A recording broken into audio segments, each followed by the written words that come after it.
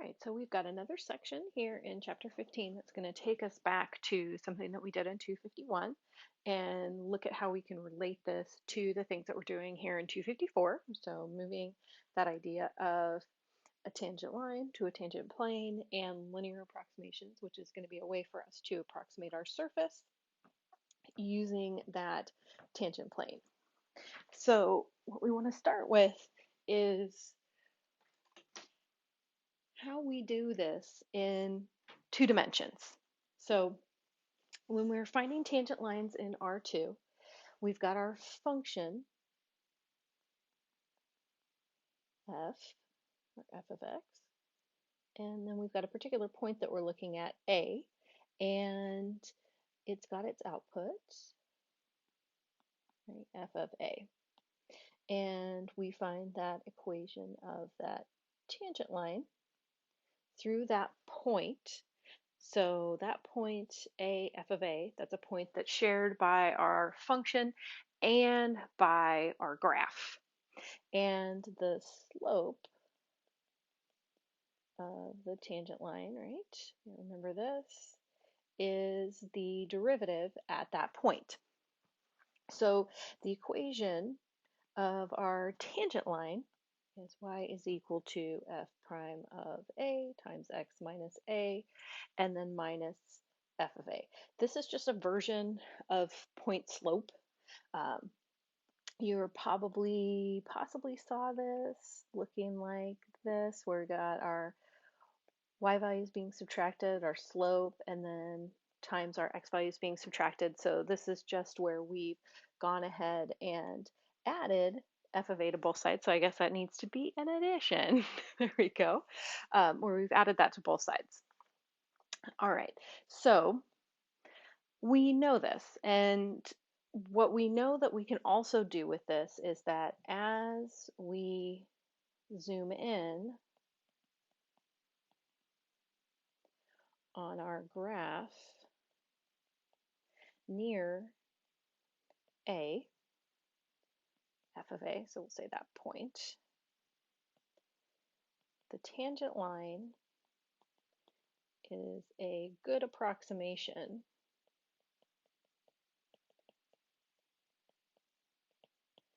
to the function. So what's nice about this is if we had a fairly complicated function that was complicated to plug points into, and we wanted to know some values of points near A, we could use the equation of our tangent line to get a pretty good approximation of what our output would be from that actual function. So these are the ideas that we're going to take from R2 and translate those into R3.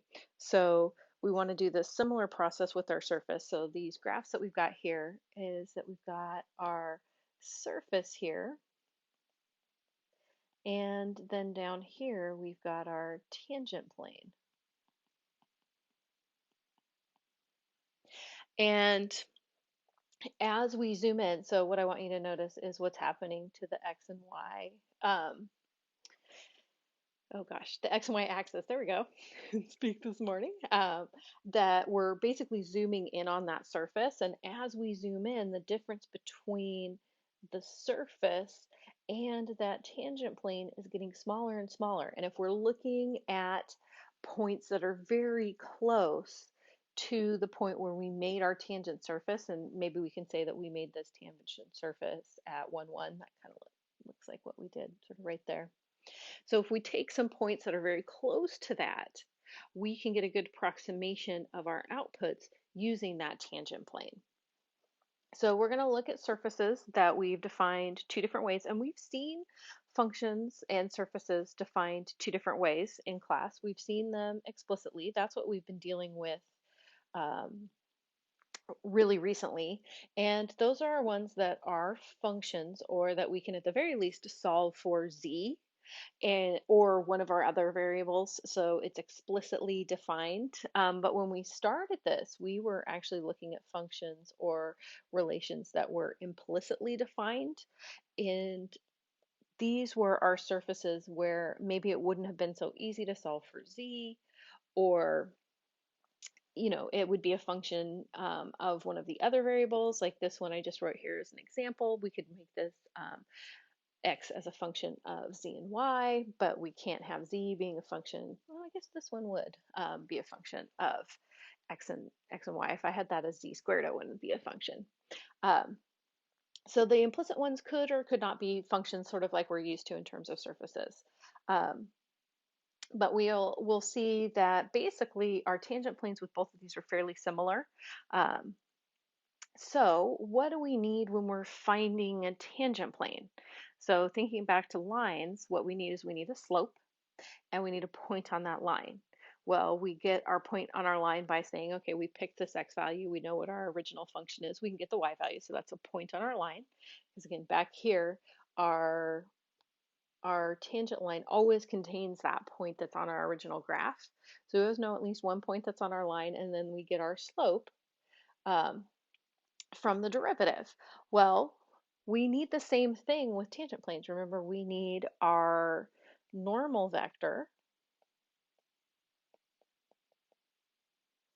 and we need a point on the line, or the plane, excuse me.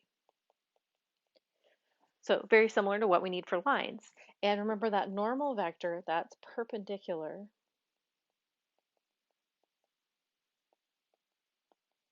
to the plane. That's what grounds our plane and keeps it steady and keeps it from wobbling around on that point. So keep that in mind that we need that normal vector when we go to look at our definition here. So I've got both definitions here. We've got our implicit functions first and then our explicit functions second. And I'll talk about how those two are related and how they're essentially really the same thing. So if we've got a tangent plane that we want to find for one of these implicit surfaces, so of course it's got to be differentiable, and we've got to have a gradient that's not equal to 0. So thinking about this really quickly with the gradient, remember back to the last section and what's true about the gradient. The gradient is perpendicular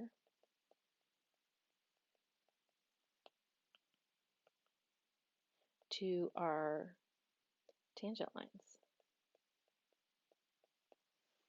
And so we saw that when we were looking at our level curves. That's how we could actually draw the gradient. We could draw on the tangent line, and then we could draw a line that was perpendicular to that. And so the gradient is going to be perpendicular to our tangent plane. Aha. So that's going to give us our direction. That's going to be our normal vector. That's how we're going to get that plane to not be wobbly, and we're going to get it planted in place with the that gradient. So we've got a plane that's passing through this point that we're given, and it's orthogonal to our gradient, which we know that's true, and which is going to be our normal vector. All right, so we get this definition. This should look very, very similar to what we had for a tangent plane before. Remember, this was the x component of our normal vector times x minus a, and then we had our y component of our normal vector times y minus b, and then our z component of our normal vector times z minus c equals 0. That's what this is. So it's taking that normal vector that we have and taking the x, y, and z components, but in this case, because it's the gradient, the x component is our partial derivative with respect to x, and then similar with our other two variables. So how do we get from that explicit one, which is sort of our normal definition of equation looking of a plane, to getting our tangent plane when we've got this explicit function? So let f be differentiable at this xy point, and then the equation of the plane tangent to the surface f of xy at the point AB, f of AB is the following. Okay, so what I want you to notice is that there's some things on here that are the same as they were up above. Okay. We have got our partial derivative with respect to x times x minus a. That is the same. And this is our partial derivative with respect to y times x, or times y minus b.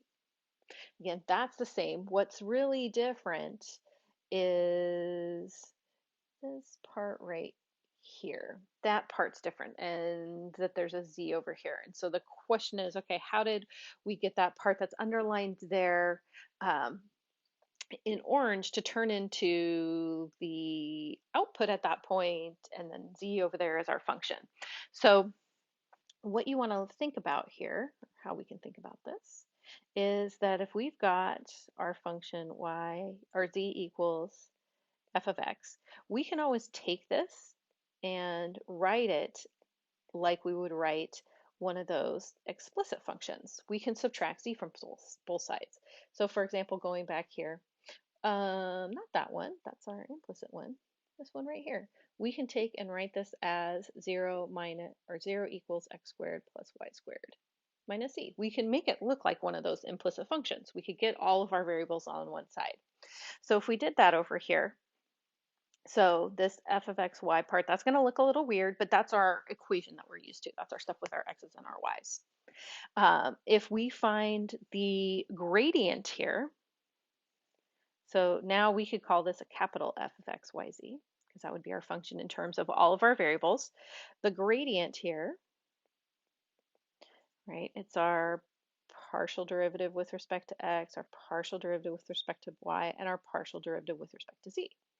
Well, let's look at what that would be with this expression right here.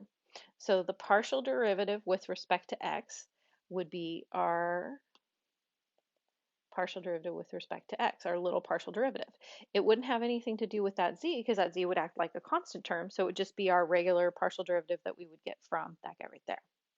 Same for our partial derivative with respect to y. That z would be a constant, so that would be 0, and it would just be our regular partial derivative that we would get looking at that regular old z equals function. And then our partial derivative with respect to z, now this part, that f of x, y part, that's all the stuff that has x's and y's, but when we're taking our partial derivative with respect to z, all of that stuff would be constants, so it would all be 0, and then we would just need to take the derivative of this part right here, our minus z, which is -1.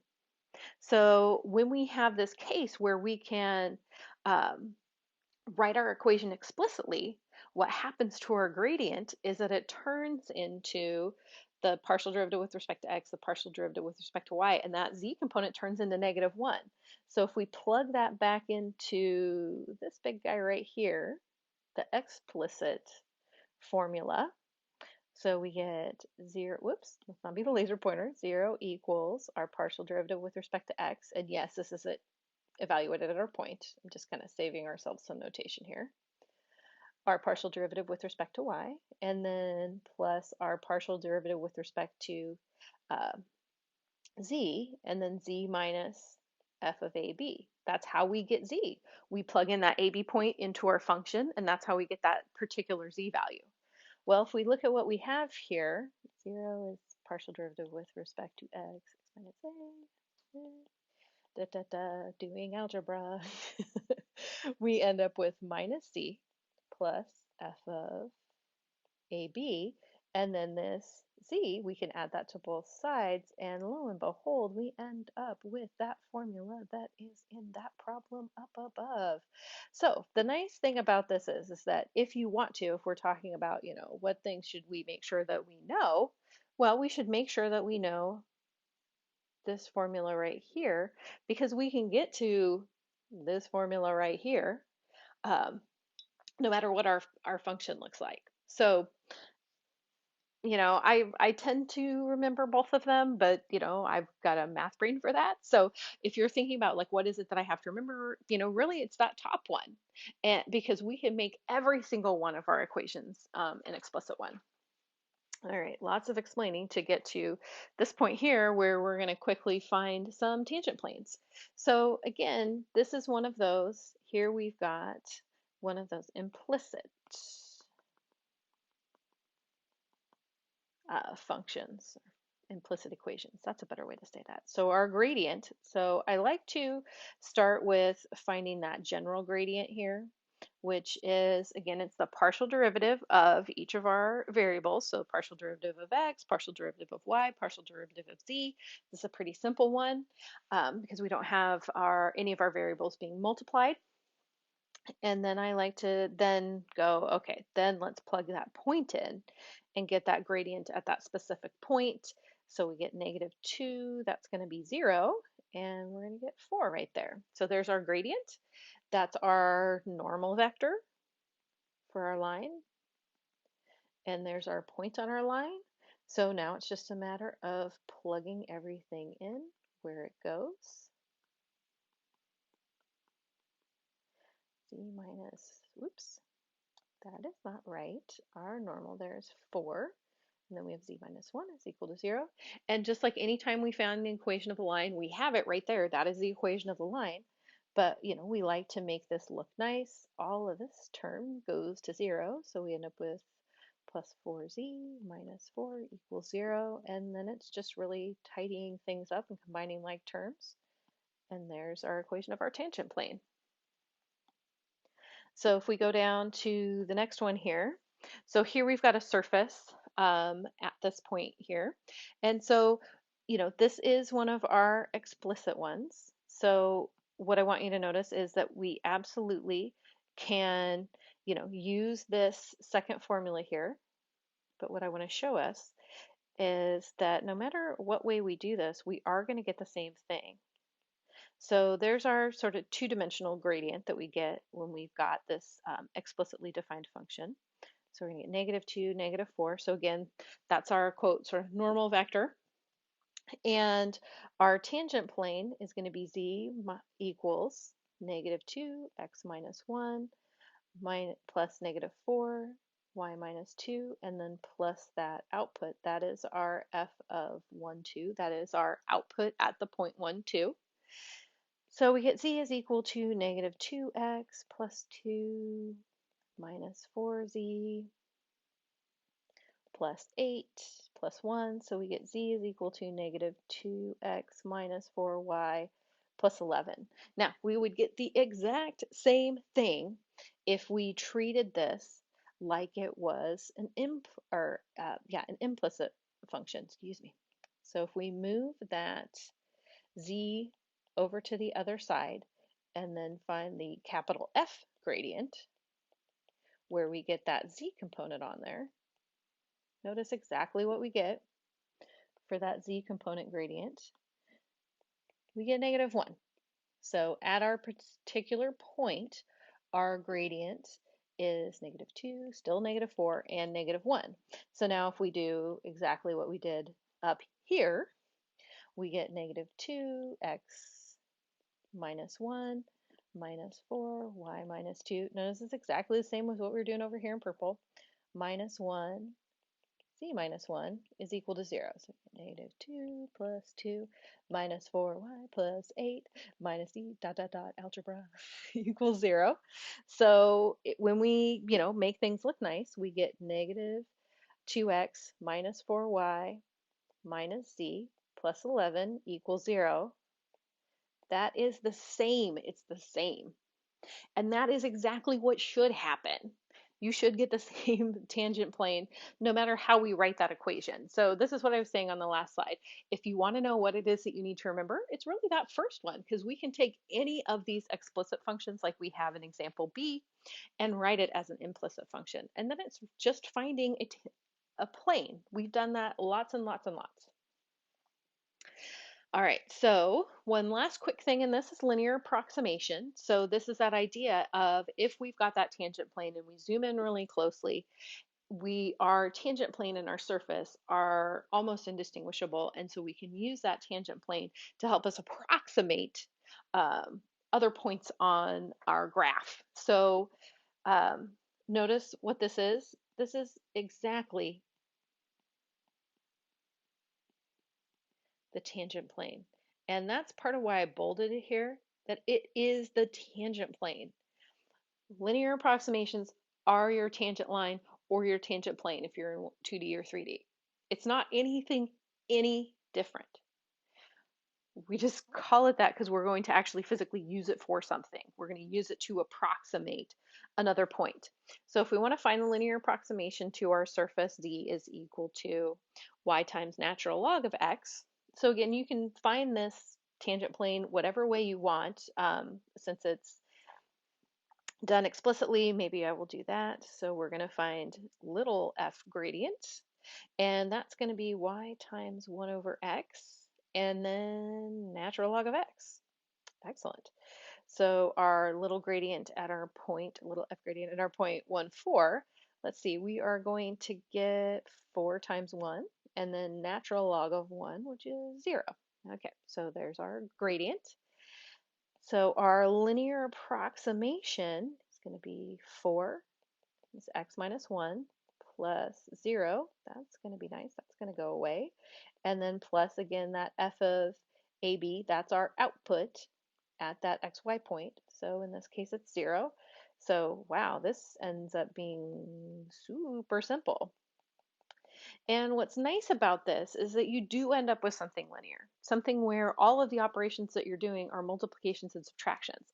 Those are very easy operations, and we can now use this to say approximate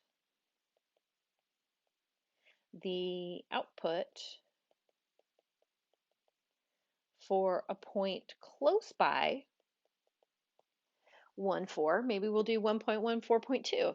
This one would be much more of a pain to plug into y natural log of x, particularly if, if we didn't have our calculator.